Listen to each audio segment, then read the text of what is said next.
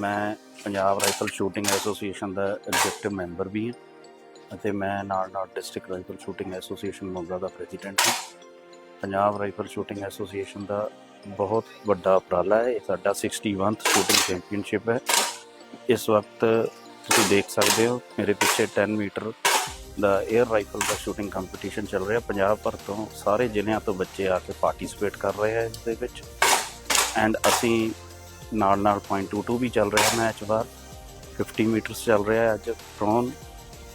And असी उम्मीद करते हैं कि आने वाले सालों के असी पंजाब विचों बहुत अच्छे शूटर्स नेशन को प्रोवाइड करांगे। Punjab rifle shooting association Sardar Raninder Singh Tikku ji जिहड़े साडे चीफ पैटरन ने, साडे प्रेजिडेंट मानवजीत संधू जी एंड साडे जनरल सैकटरी सरदार अमरजीत सिद्धू साहब की सरपरस्ती है बहुत ही वधिया उपराला करती है।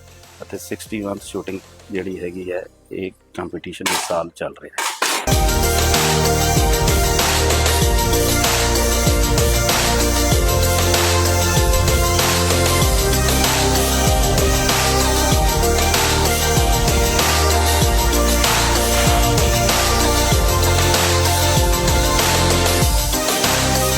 I am Amanpreet Singh, pistol shooter and a world champion in 25 meter standard pistol man event. I am Hardeep Singh, pistol shooter, national match. बहुत पॉजिटिव एनवायरनमेंट है इत्थे, काफ़ी अच्छा लग्या। नवे एथलीट्स आ रहे ने, बहुत छोटी उम्र के एथलीट्स आ रहे ने इत्थे। एक अच्छे लेवल का कंपीटिशन है ये, बच्चा प्रेशर ऑब्जर्व करता है।